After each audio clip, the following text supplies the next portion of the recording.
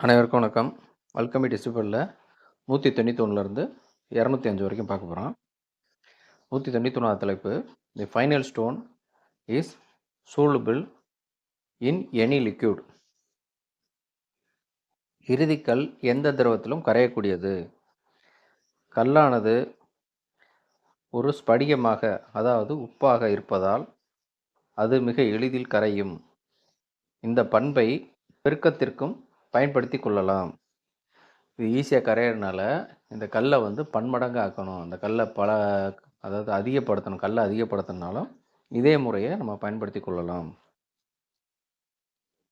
192வது தலைப்பு the stone is a universal medicine. இந்த கல்லானது உலகளாவிய மருந்து. இது உலகத்தில் இருக்க லோகத்திலிருந்து எல்லா உயிரினத்துக்கும் மருந்தாகக்கூடியது. இந்த கல்லானது எல்லாவற்றையும் குணமாக்குவதாக கூறப்படுகிறது.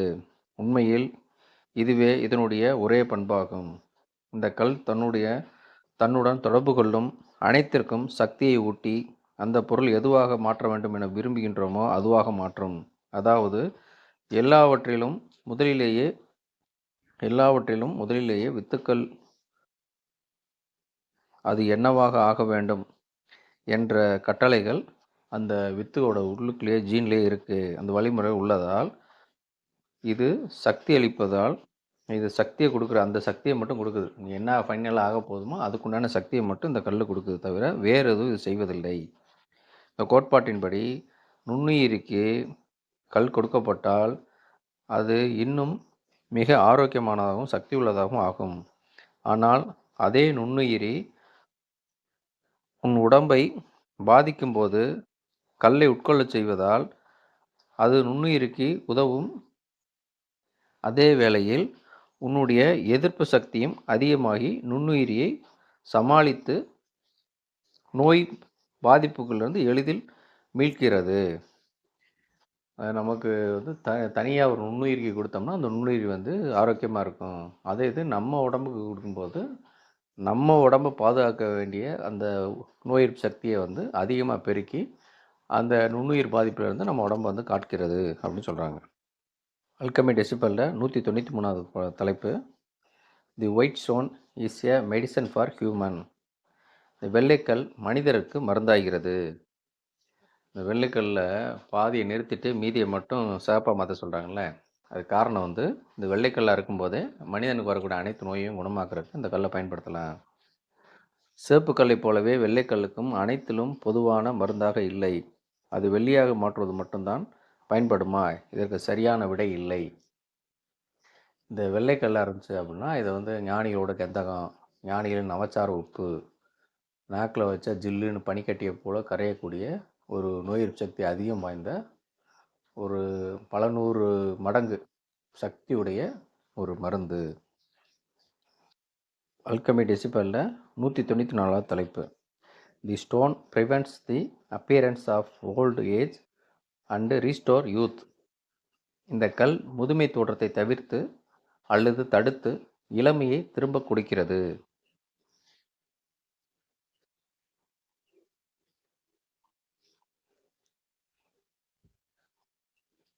வயதாவது இயற்கை அல்ல, அது உடம்பின் விருப்பத்திற்கு மாறான உடம்பின் சிதைவே ஆகும்.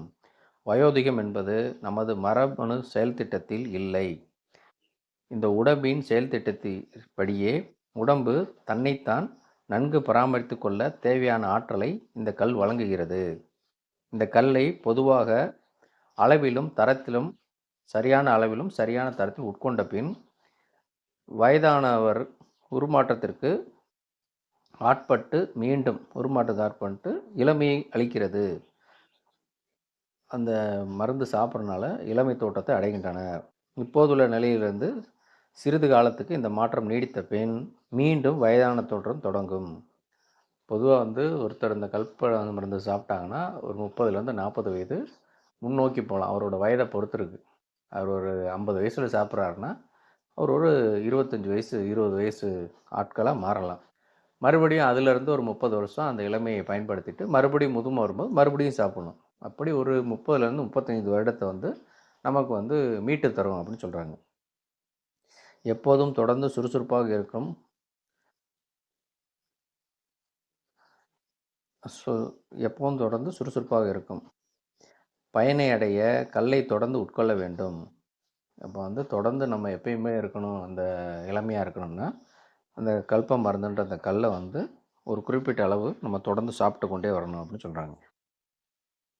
அல்கெமி டெசிபல்ல 195வது தலைப்பு, தி ஸ்டோன் ப்ரொலாங் லைஃப். இந்த கல் ஆயுளை நீடிக்கிறது.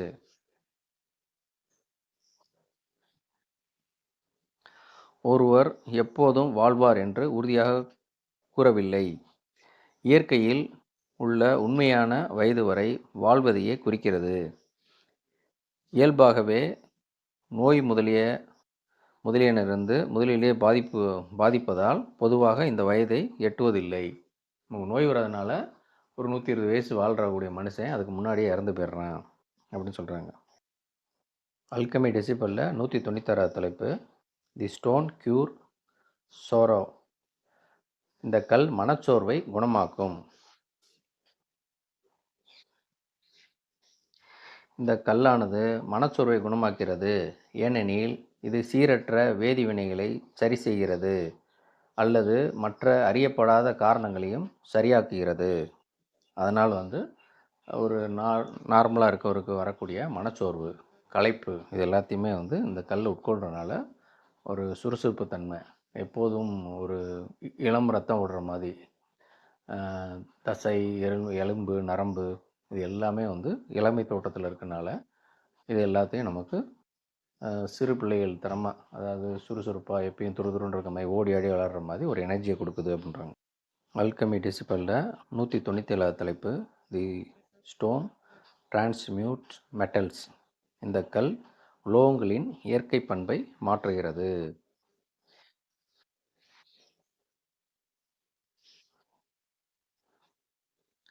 உலோகங்களின் இயற்கை பண்பை கல் மாற்றுகிறது என்பது ரசவாதத்திற்கு நன்கு நிலைப்படுத்தப்பட்டுள்ளது என்பதன் அடையாளமாகும். இந்த கல்ப மருந்தே வந்து ரசவாதம் செய்கிற மருந்தை தான் முப்புன்னு சொல்கிறாங்க. அது வைத்திய முப்பாக இருக்கட்டும், வாத முப்பாக இருக்கட்டும், மாந்திரிய முப்பாக இருக்கட்டும், யோக முப்பாக இருக்கட்டும், கல்ப முப்பாக இருக்கட்டும், எந்த முப்புனாலும் அதன் முதல் தகுதி ரசத்தில் வந்து வேதிவினை நகர்த்தணும்.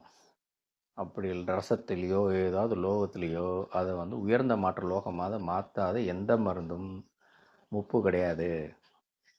இப்படி தகுதி வாய்ந்த ஒரு பொருளை வந்து யாரும் வந்து கூவி கூவி விற்கணும்னு அவசியம் கிடையாது. இந்த பொருளை அடைஞ்சவன் அவனுக்கு எல்லா உலகத்தில் இருக்க எல்லா சொல்லும் அவனுக்கு கிடைக்கிறனால அவன் வந்து இதை வந்து ஒரு புதையலை கண்டெடுத்தவன் எப்படி மறைவாக வச்சுக்குவானா அது மாதிரி வச்சு வாழ்வான் அப்படின்னு சொல்கிறாங்க. அல்கெமி டெசிபல்ல 198வது தலைப்பு, the white stone transmute metal into silver. வெள்ளைக்கல் லோகங்களை வெள்ளியாக மாற்றுவோம். வெள்ளியாக மாற்றோம்னா அந்த வெள்ளை கந்தகம் ஞானிகளின் நவச்சார உப்புன்னு சொல்கிறோம்ல, அது வந்து ரசத்தையோ அல்லது வேறு மெட்டல் எதுவாக இருந்தாலும் அந்த மெட்டல் உருகு நிலையில் அது கொடுக்கும்போது அந்த வெள்ளைக்கல் வந்து அந்த உருகு நிலையில் ஒரு உலோகத்துக்குள்ளே போகும்போது வெள்ளியாக மட்டும் மாற்றும், தங்கமாக மாற்றாது. ஏன்னா அந்த கல் மேலும் புளிச்சாதான் தங்கமாக மாற்றும். கல் சேப்பாகும்போது தான் தங்கம் கிடைக்கும். வெள்ளையாக இருக்கும்போது நோய்களை தீர்க்கும், ஆனால் வெள்ளி மட்டும்தான் செய்யும். அல்கெமி டெசிபல்ல 199வது தலைப்பு, the red stone transmute metal into gold. சிவப்புக்கல் லோகங்களை தங்கமாக மாற்றும். இப்போ ஏற்கனவே சொல்லியிருக்கோம், வெள்ளைக்கல் புளித்து பொங்கி அதிக வெப்பத்தில் கடைசியாக சிவப்புக்கல்ல மாறுதுன்னு. இந்த கல் மட்டும்தான் லோகங்களை வந்து தங்கமாக மாற்றும். இதை வந்து பொடி பண்ணோம்னா குங்குமம் போன்று இருக்கும். இதைத்தான் வந்து பற்பம் செந்தூரம் அப்படின்னு சொல்லுவாங்க. இது வந்து முப்பு செந்தூரம்னு சொல்லலாம் அதை பொடி பண்ணால். அல்கெமி டெசிபல்ல 200வது தலைப்பு, it is possible to change gold into the lesser metal. தங்கத்தை தாழ்ந்த லோகமாக மாற்றுவது சாத்தியமில்லை. இந்த மருந்தை வச்சு தாழ்ந்த லோகத்தை உயர்ந்த லோகமாக மட்டும்தான் மாற்ற முடியும். அதை வந்து மலிவான லோகமாக அல்லது களிம்புள்ள லோகமாக மாற்ற முடியாது. இது ஒன்லி உயர்வுக்கு மட்டும்தான், தாழ்வுக்கு கிடையாது. ரசவாதி லோகங்களை வெள்ளியாகவோ அல்லது தங்கமாக மாற்றுவது மட்டுமல்லாமல் எந்த லோகத்தையும் மாற்ற எந்த லோகமாகவும் மாற்ற முடியும் என நம்பினர். இதற்கு எந்த வழிமுறையும் கொடுக்கப்படவில்லை. இதை வந்து கோல்டாக மட்டும்தான் மாற்ற முடியும் கிடையாது. வேறு லோகமாக பிளாட்டினம் போல் இல்லை புதுசாக வேறு ஏதாவது ஒரு ஐயத்தை வந்து செம்பாக மாற்றுற இப்படி எல்லாமே பண்ணலாம். ஆனால் தாழ்ந்ததுலேருந்து உயரத்தான் முடியுமே தவிர உயர்ந்ததுலேருந்து குறைக்க முடியாது அப்படின்னு சொல்கிறாங்க.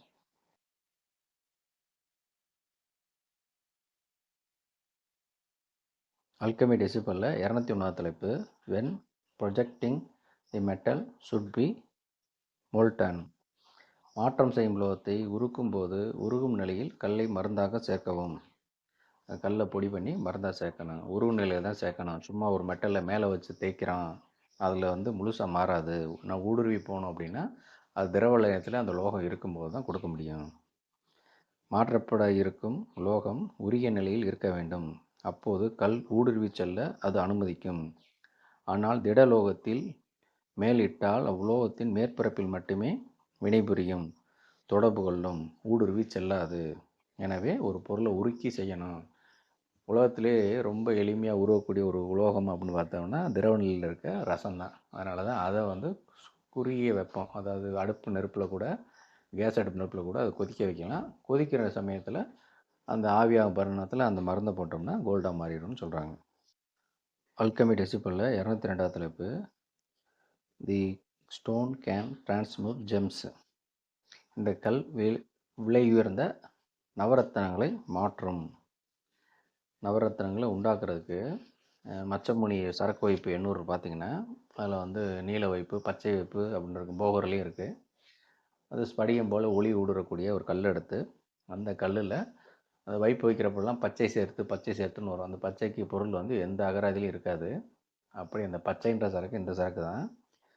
இதில் இருக்கக்கூடிய நீர் வந்து அந்த ஸ்படிகம் மாதிரி இருக்க கற்களை அதில் நினச்சி அதை வந்து வைப்பு வச்சோம் அப்படின்னா, அதை புதைச்சி வச்சோம், ஒரு குறிப்பிட்ட ஹீட்டை கொடுத்தோம் அப்படின்னா அந்த ஸ்படிகக்கல் வந்து நம்ம விரும்புகிற மாதிரி மரகதமாகவோ மாணிக்கமாகவோ வைடூரியமாகவோ நவரத்தினங்களில் எந்த நவரத்தினமாகவும் அதை வந்து மாற்ற முடியும். அதில் கல்லுலேருந்து எடுக்கக்கூடிய நீரோட சேர்மானத்தை பொறுத்து வர்ணங்களும் இதுவும் மாறுபடும்.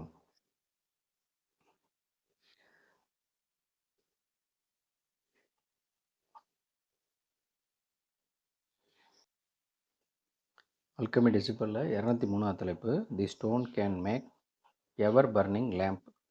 இந்த கல்லால் எப்போதும் சுடர்விட்டு எரியும் விளக்குகளை செய்யலாம். எப்பொழுதும் சுடர்விட்டும் விளக்குகள் என்பன எந்த எரிபொருளும் சேர்க்கப்படாமலேயே என்றும் நிலையாக அல்லது குறைந்தது சில நூறு வருடங்களாக எரிந்து கொண்டிருப்பவையாகும். வரலாற்றில் இது போன்ற நிகழ்வு வலைதளங்களில் காணப்படுகின்றன, ஆனால் பெரும்பாலும் மெய்ப்பிக்கப்பட்டதாக இல்லை. எப்பொழுதும் சுடர்விடும் விளக்குகள் ரசவாதத்தில் மிக அரிதாகவே குறிப்பிடப்பட்டுள்ளதால் அவை புனைந்துரைக்கப்பட்ட கற்பனை நிகழ்வுகளாக தோன்றவில்லை அப்படின்றாங்க.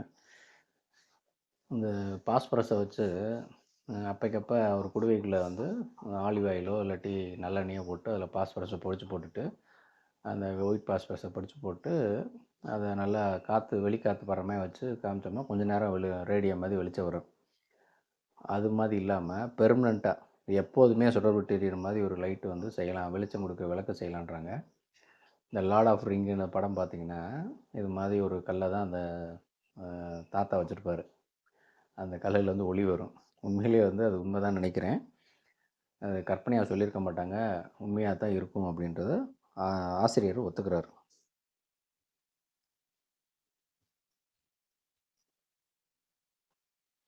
அல்கெமி டெசிபலில் 204 தலைப்பு, தி பிப்ளிக்கல் பேட்ரிசர்ச் போசஸ்டு தி ஸ்டோன்.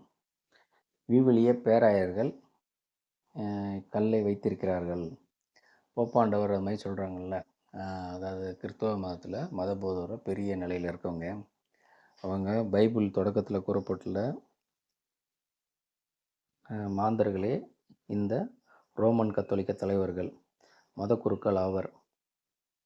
இவர்கள் ஒவ்வொருவரும் பற்பல நூற்றாண்டுகள் வாழ்ந்திருக்கிறார்கள் என்று பைபிள் கூறுகிறது.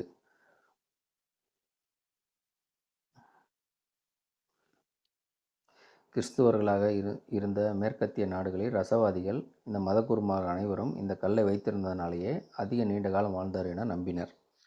அதனால் இந்த பைபிளில் இருக்க சீக்ரெட் வந்து இதில் இருக்குது அப்படின்றதுக்கு ஒரு உதாரணம் வந்து வாட்டிக்கன் அந்த நூலகத்தில் பேராசெல்ஸோட கையெழுத்து பிரதி இன்னும் வந்து பாதுகாத்துட்டு வராங்க.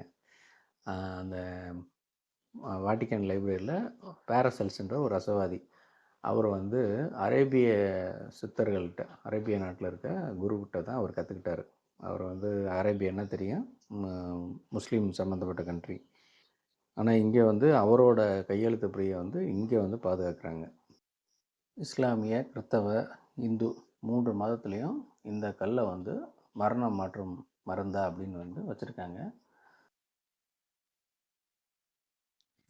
அல்கமி டெசிபேடில் 205 தலைப்பு. Alchemy dissipate a book containing a full account of the preparation of philosopher's stone. ஏனென்றால் இப்போ அந்த அல்கமி டெசிபேன்ற புக்கு பல ஞானிகளோட கட்டுரைகளை தொகுத்து அதில் வந்து நிகழ்தகவு பார்த்து எது சரியான இது அப்படின்னு சொல்கிறதுல வரிசைப்படுத்தி ஒரு 205 தலைப்பு, கிட்டத்தட்ட ஒரு 200 தலைப்புக்கு மேலே கொடுத்துருக்காங்க. மற்ற எந்த நூல்லையும் இது மாதிரி முழுசாக இருக்காது. அப்படியே இருந்தாலும் எது முன்னாடி செய்யணும் எது பின்னாடி செய்யணுன்ற குழப்பத்தில் இருக்கும். ஆனால் இந்த ஆசிரியர் வந்து அரும்பாடுபட்டு இது பண்ணியிருக்காரு. இந்த நூல் எல்லாருக்கும் ஒரு வரப்பிரசாதம். இந்த ஆசிரியரும் சில நூலை குறிப்பிடுறாரு. அதில் சில நூல் பார்த்தீங்கன்னா அப்படின்னா, அந்த நூலுக்கு தங்க கம்பளி அப்படின்னு பேர். அந்த காலத்தில் வந்து செம்பரி ஆட்டு தோலை வந்து வெல்வெட்டு மாதிரி ஆக்கி அதில் வந்து இந்த ரகசியங்களை எழுதி பாதுகாத்தாங்க அப்படின்னு சொல்லியிருக்காரு. ஏன்னா அந்த நூலை காட்டிலும் நம்மளோட அல்கமி டெசிபேட் தான் சிறந்த நூல். அதாவது நான் படித்த வரைக்கும் இந்த ஆசிரியர் வந்து ரசவாதிகள் யாரும் ஆய்வு பண்ணுறவங்க குழப்பம் அடையக்கூடாது, எந்தெந்த இடத்துல நமக்கு சந்தேகம் வரும் அது எப்படி நிவர்த்தி பண்ணுன்ற மாதிரி அந்த நோக்கத்தில் ரொம்ப வந்து பெரிய மனம் படைச்சு எல்லாருக்கும் நம்ம கொடுத்துருக்காரு. அவரோட ஃபோட்டோ தேடி பார்த்தேன், கூகுளில் கிடைக்கல. யாராவது அவரோட ஃபோட்டோ இருந்துச்சு அப்படின்னா தெரியப்படுத்துங்க. நெக்ஸ்ட் வீடியோவில் அவர் ஃபோட்டோ போடுவோம். அப்புறம் நம்மளோட அனுபவத்தை சொல்கிறேன்னு சொல்லியிருந்தேன், அதை சொல்கிறேன். 2005லேருந்து 2010க்குள்ளே அப்போ வைத்தியத்தில் அதிக ஆர்வம் வந்து மருந்து செயல் தான், முப்பை பற்றி அதிக ஆய்வுலாம் இல்லை. அப்போ வந்து அப்துல் ஜப்பார் அப்படின்னு ஒருத்தர் இருக்கார். அவர் எங்கள் ஏரியா தான், புதூர் தான். நான் அப்போ அலவர்கள் அந்த கடச்சனந்தல்கிட்ட இருந்தேன். அப்போ வந்து அவரை ஒரு 7-8 வருஷமாக அவர் நூல்லாம் படிச்சிருக்கேன். ஆனால் நேரில் போய் பார்க்கணுன்னு எனக்கு தோணவே இல்லை. அப்புறம் போய் தான் பார்ப்போமேன்னு போகும்போது அவர் வந்து இந்த பாடாலூர்னு ஒரு ஊர் இருக்குது திருச்சியை தாண்டி, அந்த இதில் இருந்து ஒரு கல் எடுத்துகிட்டு வந்து வச்சு, அந்த கல் எங்கே எடுத்துன்னு சொல்லவே இல்லை அவர். ஆனால் கிலோ 100 ரூபான்னு கொடுப்பாரு. வெள்ளைக்கல், அப்புறம் சிவப்பு கல், இப்படி தனித்தனியாக கொடுப்பாரு. அந்த கல்லை தான் வந்து அவர் பெருசாக நினச்சார். ஆனால் அவருக்கு யாரோ அந்த கல்லை வந்து சொல்லி கொடுத்துருக்காங்க. அவங்க யாருன்னு நமக்கு தெரியாது. அவர் அந்த கல்லை இடித்து தண்ணியில் கலந்து அந்த தெளிவு நீர் எடுத்து அதை மண்ணாக்குவார், அதை காய வைப்பார். அதில் ஹைட்ரோக்ளோரிக் ஆசிட்டு, சல்ஃபியூரிக் ஆசிட்டை போட்டு பனியில் வச்சு தனித்தனியாக நீர் எடுப்பார். இந்த 2 நீரையும் சேர்த்தோம் அப்படின்னா அது வந்து வெண்ணெய் மாதிரி ஆகும் உடனே. இப்போ இதைத்தான் வந்து நம்ம வந்து வெடிப்பு ஜெயநீர், அதே மாதிரி வெடிப்பு, அதாவது புளி சார நீர், வெடிப்பு ஜெயநீர், இது 2யும் சேர்த்தா இதேமாதிரி நடக்கும். இதை வந்து செஞ்சு காட்டுவாங்க. இது வந்து பாருங்கள் உடனே மெழுகு மாதிரி ஆகுதுன்னு. இது அந்த ஜப்பார் சொல்லி கொடுத்த விஷயந்தான். இன்னும் ரொம்ப பேர் கற்றுருக்காங்க. இப்போ நான் அவர்கிட்ட வந்து படிக்கும்போதே எனக்கு தெரிஞ்ச ஒரு 10 பேருக்கு அந்த ஃபார்முலா வந்து என்னை சொல்லி தர சொல்லுவாப்புல, இப்படி செஞ்சு காட்டு அப்படின்னு. அப்படி இருந்திருக்கேன்.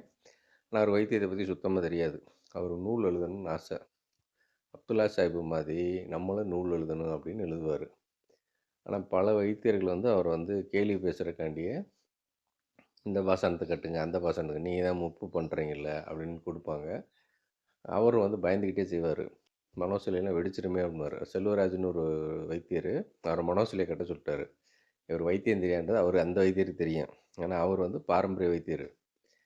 அதில் ஏதோ ஓரளவுக்கு ஒரு அரைக்கட்டு கட்டுற மாதிரி கட்டி காமிச்சார். அப்பயும் சொல்லுவார், பார்த்தீங்களா என்னை எப்படிலாம் சோதனை பண்ணுறாங்க அப்படின்வாப்புல.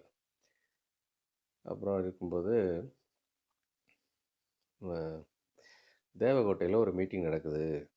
முப்பு கல்பங்கமாக ஒருத்தர் பண்ணியிருக்காரு பாண்டிச்சேரியில். அவர் வந்து அந்த மீட்டிங்கில் பேச போகிறான்னு சொல்லிட்டாங்க. அந்த மீட்டிங்காண்டி போயிருக்கும்போது நண்பர் நாகராஜ் வந்து இந்த குழந்தைவேலு அவர்கள் வந்து அறிமுகப்படுத்தினார். குழந்தைவேலுன்ற கொஞ்சம் ரொம்ப பெரியவர். அரசு உத்தியோகத்திலேருந்து ரிட்டயர்மெண்ட் ஆனவர். அவர் கல்பாராய்ச்சியில் பல வருஷமாக இருக்கார். கோயம்புத்தூரில் பணி செய்யும்போது அங்கே பலர் பழக்கம் அப்படி இருக்கார். இந்த பேரை கேள்விப்பட்டு நாங்கள் 2 பேரும் பேசிகிட்டு இருக்கும்போது ஜட்ஜு பலராமையோட வாத வைத்தியக்காதியில் ஜட்ஜு பலராமையா அண்டம்னு ஒரு பொருளை குறிப்பிட்டிருக்காரு. அதை பற்றி 2 பேரும் பேசுகிறோம். பேசும்போது நானும் அதில் ஆராய்ச்சி பண்ணுறேன்னா அவரும் அதில் ஆராய்ச்சி பண்ணுறாரு. 2 பேருக்கும் கருத்து ஒத்து போக அப்புறம் 2 பேரும் மீட் பண்ணுறோன்னு சொல்லி அப்புறம் சில நாள் வந்து பாண்டிச்சேரியில் அவர் வீட்டில் தங்கியிருந்தேன். அப்போ வந்து அதில் ஆராய்ச்சி பண்ணுறது பண்ணிகிட்டு இருக்கும்போது அவர் வந்து கருணாகரசாமிக்கு அப்புறம் யாரும் அது முடிச்சிருக்காங்களா அப்படின்னு கேட்கும்போது, முடிச்சிருக்காங்க, நமக்கு தெரிஞ்ச ஒரு ஆள் இருக்காப்புல, அவர் முடிச்சிருக்காரு. எவ்வளோ பெரிய நோயினாலும் 2, 3 நாள் மருந்து கொடுத்து டெஸ்ட் எடுத்து நார்மல் ஆக்கிடுவார் அப்படின்னாங்க. நமக்கு எல்லாருக்கும் தெரியும் கருணாகரசாமிகள் மட்டும்தான் முப்பு முடிச்சிருக்காரு. அதாவது போன்ற ஒரு 50 வருஷத்துக்கு முன்னாடி. ஏன்னா அவர் 1970 அடங்கிட்டார். நேற்றைய தினம் வந்து அவருக்கு வந்து அதாவது 18/12/1970 நினைக்கிறேன். அவர் சமாதி நிலையை அடைஞ்ச தினம். நேற்றே வீடியோ போடணும். நேற்று கொஞ்சம் மழை கொஞ்சம் பிரச்சனைனால போட முடியல. அதனால் இன்றைக்கி போடுறேன். அப்போ வந்து அவர் சொல்லுவார், நம்ம கூடயே இருந்த ஒரு ஆராய்ச்சி பண்ண ஒருத்தர் வந்து சாமி எங்கே இருந்தார், அவரோட நண்பர்கள் யார், அவரோட டைரி எங்கே இருக்குது, அவர் எந்த நூலகத்தில் போய் படித்தார், அது எல்லாத்தையும் தகவல் பண்ணி ரொம்ப பாடுபட்டு இது பண்ணார் அப்படின்னு. ஏன்னா அந்த நம்பர் வந்து சில காலத்துக்கு முன்னாடி, அதாவது அவர் இளமை பருவத்தில் இந்த ஆர்வத்தில் கலாதரன்னு சொல்லி ஒருத்தர் டிவியில் வந்து அப்போ தூர்தர்ஷனில் விளம்பரம் பண்ணும்போது ஒருத்தர் ரசத்தை வெளியாக்க முடியும்னு சொல்லி இந்த நம்ம இப்போ ஊரை ஏமாற்றிட்டு இருக்காங்கல்ல, வெள்ளியை வந்து வெட்டை பண்ணி அதை ரசத்தில் போட்டு கொதிக்க வச்சு அந்த கொதித்த ரசம் வந்து வெள்ளியை கரைச்சி வெண்ணெய் மாதிரி ஆக்கியிருக்கோம். அது துணியில் பிடிஞ்சா அந்த வெள்ளியும் ரசமும் சேர்ந்த வெண்ணெய் ஒன்று கிடைக்கும். அது நெருப்பில் எரிச்சோம்னா தனி வெள்ளி மட்டும் வரும். அந்த வெள்ளி வந்து அந்த குருக்கட்டிலேருந்து கரைஞ்சி வந்தது. அது வந்து ரசத்தை வெள்ளியாக்கலை, வெள்ளியே ரசம் அரிச்சிருக்கு. அதுதான் உண்மை. 2த்தையும் எடை போட்டு பார்த்தா, ரசத்தை தனியாக எடையும் வெள்ளியை தனியாக எடை போட்டு பார்த்தா எதுலேருந்து எது வந்திருக்குன்னு தெரிஞ்சிடும். இது தெரியாதனால தெரியாதவங்கள தெரிஞ்சவங்க ஏமாற்றிட்டு இருக்க விஷயம். இதை அவர் பண்ணதை அவர் மேலே கேஸ்லாம் போட்டதாக சொல்லுவாங்க. அவர் வந்து கடைசியில் கருணாகரசாமிகளை தீவிரமாக ஆராய்ச்சி பண்ணி கருணாகரசாமிக்கு அப்புறம் அவர் அந்த அமிர்தரச மெழுகு அந்த முப்பு செஞ்சார் அப்படின்னு அவர் வந்து மருந்து முடிச்சிட்டாரு, குணமாக்குனார் தெரியும். அது செஞ்சுருக்கான்றது அப்புறம் நீண்ட நாளுக்கு அப்புறம் தான் நூல்களை படிக்கும்போது தெரிஞ்சு எனக்கு. கருணாகரசாமியோட சமாதி வந்து மடிப்பாக்கத்தில் இருக்குது. பாலையா கார்டனில் 4வது தெருவில் இருக்குது. மடிப்பாக்கம் ஏரியா, தாம்பரம் பக்கம். சென்னை வாசி யாராக இருந்தாலும் அவசியம் இந்த ஏரியாவை போய் பாருங்கள். இவர் தான் வந்து மோகன்தாஸ். இப்போ கொஞ்சம் நேரத்துக்கு முன்னாடி சொன்னோம்ல, அவர். கருணாகரசாமிக்கு அப்புறம் ஒருத்தர் முப்பு முடிச்சிருக்காருன்னா அது இவர் தான். இவர் இப்போ கிடையாது. இவரோட இதில் வந்து இவரோட அனுபவத்தை ஆண்டாள் அருளிய திருப்பாவை சங்கத்தமிழ் மாலைன்ற அந்த நூலை வந்து 30 பாட்டுக்கும் உரை எழுதி அதில் அந்த மரணம் தவிர்க்கும் மருந்தோட செய்முறை இருக்குது அப்படின்னு சொன்னவர். இவர் அந்த நூலை வெளியிடும்போது இதுக்கு முன்னாடி இவர் இந்த நூலை வெளியிடுற காரணமே அகர ஆய்வு அப்படின்ற ஒரு நூல் வெளியிடுறது. அகர ஆய்வுன்ற நூல் என்ன அப்படின்னா, அதாவது சாமிகிட்ட ஒருத்தர் டைரெக்டாக கற்றுக்கல, ஆனால் சாமியை வந்து நோட் பண்ணிக்கிட்டே இருக்காங்க. கருணாகரசாமியை அவர் எங்கே போகிறாரு, எந்த புக்கை படிக்கிறாரு, எந்த பேஜ் வாசித்தார், எதை அண்டர்லைன் பண்ணார் கொண்டு அவ்வளோ கிளியராக எடுத்து அவர் வந்து ஒரு யூகம் பண்ணிட்டார். அங்கே வந்து சொன்னது வந்து ஒரு மரத்தை சொல்லியிருக்காங்க, ஜீவ விருட்சம்னு சொல்கிறனால தென்னை மரம் தான் நினச்சிட்டு அவர் தேங்காயை வச்சு பொருள் நினச்சி சொல்கிறது ஃபுல்லாக முப்பை பற்றி. ஆனால் அவர் ஊமை அதை எதை பிடிச்சாருன்னா தென்னை மரத்தை பிடிச்சிட்டார். அப்போ மோகன்தாஸ் சார் வந்து அங்கே அந்த அகராய் வெளியீட்டு பண்ணும்போது சண்டை போடுறாரு. நந்தீசர் நிகன் மரம் என்று சொன்னது மாயச்சூது அப்படின்னு நந்தீசர் நிகனில் இருக்குது, மரம் கிடையாது. அவர் வந்து ஒரு ஓமை கண்டி சொல்லியிருக்காங்க, பொருளை யாரும் வெளிப்படையாக சொல்ல அப்படின்ட்டு. இந்த நூல் வந்து வெளியிட்டு எல்லாருக்கும் இலவசமாக கொடுத்தாரு. ஆனால் இவர் கூட இருக்க நண்பர்கள் யாருக்குமே என்ன பொருள் எதுன்னு சொல்லலை. இதை வந்து குழந்தை உலகியாவுக்கு வந்து ஒரு பழைய ஃபிலிம், அதாவது கேமராவில் ஃபிலிம் ரோல் இருக்கும் பாருங்களேன், கோனிக்கா, கோடாக்கு அப்படி, அந்த ஃபிலிம் ரோலுக்கு ஒரு டப்பா கொடுப்பாங்க. அந்த டப்பால ஒரு 1/2 டப்பாவுக்கு வந்து அந்த ஞானிகளோட வெள்ளை கந்தகம் நவச்சார உப்ப குடுத்துருக்காரு. அவர சந்திக்கும்போது, "மோகன்தாஸ் செஞ்ச மருந்து இதான்ப்பா. இதான் எனக்கு ஏதாவது முடியலன்னா சாப்பிட சொல்லுவாப்புல" அப்படின்னாரு. அப்போ போய் அந்த மருந்து வந்து ஒரு விலகு அளவு இருக்கும். அத எடுத்து எனக்கு குடுத்தாரு. அப்போ நான் சாப்பிட்டுருக்கேன். இது வந்து ஒரு 15 வருடங்களுக்கு முன்னாடி. இப்ப கிடையாது. அப்போ நான் வந்து சாப்பிடும்போது அது நாக்குல பட்டதும் ஜில்லுன்னு இருக்கும். தன்னால வந்து மறைஞ்சிரும். அதாவது அந்த சுவை வந்து துவர்ப்பு அது மாரி இந்த நவச்சார் நாக்குல பட்டா எப்படி இருக்கும்? அதே மாரி இருக்கும். அது கரைஞ்சிருச்சு. இந்த விஷயங்கள்லாம் பார்த்ததுக்கப்புறம், அப்ப எனக்கு வந்து இந்த முப்புகளு ஆராய்ச்சிலாம் கிடையாது. அப்போ வந்து நாங்க அந்த அண்டம்ன்ற பொருள ஆராய்ச்சி பண்ணோம். அப்புறம் ஒரு வகையா வந்து நண்பர்கள் பல பொருட்கள சொல்லி அப்படியே மாறி, மாறி, மாறி கடைசியில அப்புறத்துக்கு வந்து அப்புறமும் கிடையாது அப்படின்ற முடிவு பண்ணிட்டு, சரி வேற பொருள ஆய்வு பண்ணுவோம்ன்னு இப்ப ஆய்வு பண்ணிட்டு இருக்கேன். நானும் இன்னும் கண்டுபிடிக்கல. உங்கள்ல ஒருத்தன் தான்.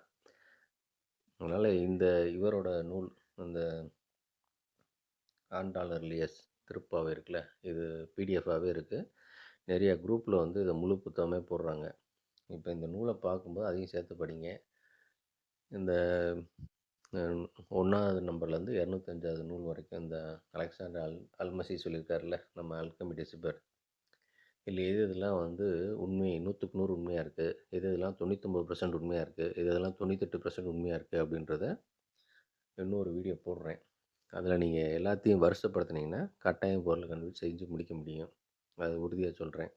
அதில வேற எதுக்கு எதுக்கு தேடி நாட்கள வேஸ்ட் பண்ணாம, இருக்கிறதுல எது சிறப்பானதோ அத எடுத்து பயன்படுத்தினா நல்லதுன்னு நெனைக்கிறேன். அதனால வந்து அடுத்து வர வீடியோல 100% உண்மையா இருக்கிறது, 99% உண்மையா இருக்குது. என்ன பாயிண்ட்ஸ் நம்பர் மட்டும் சொல்றேன். இத யாரும் செஞ்சு முடிக்கணும், கட்டாயம் இந்த பிறவில இத முடிக்கணும்னு நெனைக்கிற ஆளுக, அந்த பாயிண்ட்ஸ் 200 பாயிண்ட்டையும் ஒரு பேப்பர்ல எழுதுங்க. அது எழுதுனீங்கன்னா, நீங்க சரியான பொருள கண்டுபிடிச்சு ஆராய்ச்சி பண்ணிட்டு இருக்கும் பட்சத்தில, அது உங்களுக்கு ஏதாவது ஒரு வகையில உதவியா இருக்கும். அது இல்லாம எல்லா புக்கையும் குட்டைய கலப்புன மாரி எல்லா புக்கையும் படிக்கிறேன், அத படிக்கிறேன், இத படிக்கிறேன்னா, கடைசி வரைக்கும் முடிக்க முடியாது. அது உறுதியா சொல்ல முடியும். அதனால அந்த பொருள கண்டுபிடிக்கிறது. ம். அது வந்து அந்த நூல்ல அமுத கலசம் நூல்ல சொல்லியிருக்கும்போது, அவரு ஸ் ம் ஜட்ஜ் பலராம எழுதியிருப்பாரு. அதில இந்த பொருள் உண்மையிலே தெரிஞ்சவன் வந்து இந்த புக்க படிக்க நேர்ந்தால், ஏன் இந்த ஆளு இவ்வளோ வெளிப்படையா சொன்னாருன்னு நெனைப்பான். சுத்தமா இத பத்தி நாலேட்ஜே இல்லாத ஆளு, எங்கேயுமே பொருள சொல்லலையேன்னு நெனைப்பான்னு சொல்லியிருப்பாரு. அது வந்து 100க்கு 100 உண்ம. இப்ப இதுக்கு இந்த கலையில புதுசா வரவங்களுக்கு சொல்லிக்கிறேன். வைத்தியத்தில கடைசி கடைசி மருந்து. அதாவது ஒரு படிப்பில வந்து ஒரு பிஹெச்டி, டாக்டரேட்டுன்னு சொல்றாங்க பார்த்தீங்களா? முனைவர் பட்டம் பெறது. அது மாரி ஒரு அடிப்படையிலேருந்து வந்து கடைசியில அதுக்கு போறது நல்லது. நீங்க எடுத்து அந்த பொருள மட்டும் செஞ்சு முடிச்சா எல்லாம் கிடைச்சிரும்ன்ட்டீங்கன்னா, அது உங்க அறியாமைய குறிக்கும். ஏன்னா, இப்போ ஒரு கணிதம்னு எடுத்தா, ஒரு வாய்ப்பாடு தெரியாம வேற எதுவும் கணிதத்தில பெரிய எதுவும் பண்ண முடியாது. அது மாரி சித்த மருத்துவத்தில அகமருந்து, புற மருந்துன்னு சொல்லி இதில 32, அதில 32 மொத்தம் 64 மருந்து செய்முறை இருக்கு. நீங்க ஒரு நல்ல வைத்தியரா இருக்கணும். இதுக்கு வந்து நல்ல உதாரணம் சொன்னா, யூகிமணி நூல படிச்சாலே தெரியும்.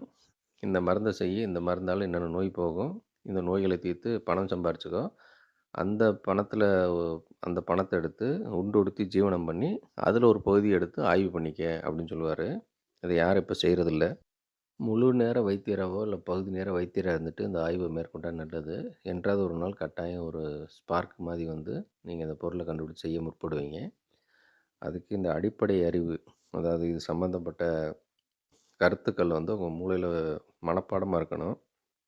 ஒவ்வொன்னுக்கும் நூல போய் பார்த்து இதில எங்க இருக்குன்னு தேட முடியாது. அதனால இந்த 205 பாயிண்ட்டையும் திருக்குறள் மாரி மனப்பாடம் பண்ணிட்டீங்கன்னா, நீ ஒவ்வொரு ஸ்டேஜ் வரும்போது சரியா போறோமா? தவறா போறோமா? பொருள திருத்தணுமா? இல்ல பொருள மாத்தணுமான்றது உங்களுக்கே தெரியும். அப்படின்னு சொல்லிட்டு, அடுத்து வரக்கூடிய வீடியோல எது மெய்யான கருத்து, எது பொய்யான கருத்துன்னு அந்த நம்பர சொல்லி அத சொல்றேன். யார் வந்து 200 தலைப்பையும் பேப்பர்ல இல்லாட்டி நோட்ல நோட் பண்ணீங்களோ, உண்மையிலேயே அவங்க ஆராய்ச்சி பண்ணுறவங்கன்னு அர்த்தம். அவங்களுக்கு அடுத்த கட்டத்துக்கு போறதுக்கு உதவியா இருக்கும்னு சொல்லிட்டு, இந்த வீடியோ முடிச்சுக்கிறேன். அடுத்து இது மாரி அடுத்து ஏதாவது ஒரு கட்டுரை வரும். இந்த 2 அந்த ஸ்டாட்டிஸ்டிக்ஸ் அந்த இத சொன்னதுக்கப்புறம், நான் அடுத்தது நான் சொல்கிறேன் உங்களுக்கு. இந்த வீடியோ பார்த்த அனைவருக்கும் மனமார்ந்த நன்றிகள். மீண்டும் இதுபோல் இன்னொரு வீடியோவில் சந்திக்கிறேன். நன்றி, வணக்கம்.